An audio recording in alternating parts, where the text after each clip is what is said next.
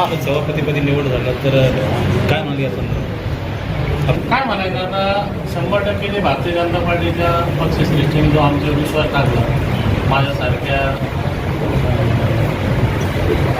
कार्यकर्त्यांची संधी दिली, तर हा संधीचा उपयोग जनतेच्या सेवेसाठी ग्रामीण भागातील जे काही जनतेच्या जिल्हा परिषदमार्फत योजना असतात तर ते प्रत्येक शेवट घटकापर्यंत जायला पाहिजे हे हेतूने सगळे कामं करतात. आणि भारतीय जनता पार्टीचा विचार आणि काम हे आपल्या जिल्ह्यात सर्वतोर पोहोचण्यासाठी या पदाच्या माध्यमातून आम्ही 100% जनतेची सेवा होईल या हेतून काम करणार. जिल्हा परिषदेत सर्वात मोठं खातं म्हणून बांधकाम विभाग हा अतिशय महत्त्वाचा विभाग आहे आणि या विभागाअंतर्गत जिल्ह्यामध्ये बांधकामा संदर्भामध्ये कामं असतात.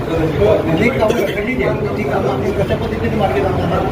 मी माझं वैयक्तिक मत आहे, खातं लहान मोठं हा बघण्याचा दृष्टिकोन आहे. जरी काम करतोय वेगळा असेल, छोटं जरी खातं असेल तर आपल्या स्वतःवर आहे आपण किती चांगलं काम करतो. आणि ह्या नक्कीच जरा तुमच्या ज्येष्ठ लोकांचं म्हणणं आहे या खात्याला खूप महत्त्व आहे.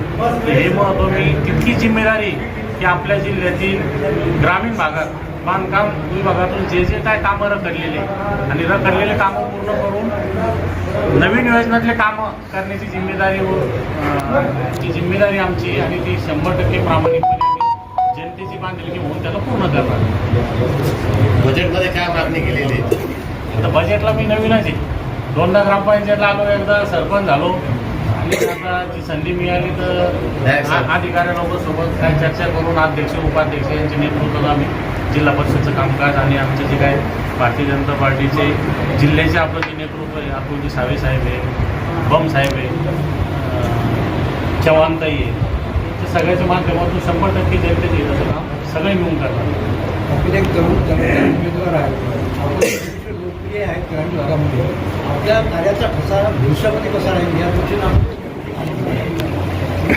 जिल्हा परिषद माध्यमातून जे काही जनतेच्या अधिकाराचे विषय ते जनतेपर्यंत पोहोचणं आणि सगळ्यात महत्त्वाचं प्रामाणिकपणे या पदाला न्याय देणं. लोकांना जिल्हा परिषदला इथं आल्यानंतर किंवा त्यांच्या समस्याविषयी मी त्यांच्या जागेवर जाऊन उपलब्ध होणं हे हेतून मी काम करतो. उन्हाळ्यात दिवस येत पाणी टंचाई कशी मात्र आता आमचे आढावा बैठकीत आम्ही त्या विषयावर चर्चा केली आहे. ते काही टँकरचं नियोजन आहे, काही विहीर अधिग्रहणाचे विषय होते.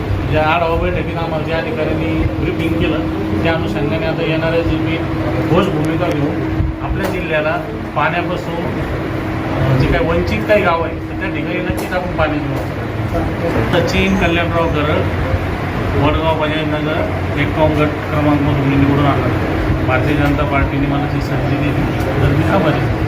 Now and press the bell icon. Never miss an update.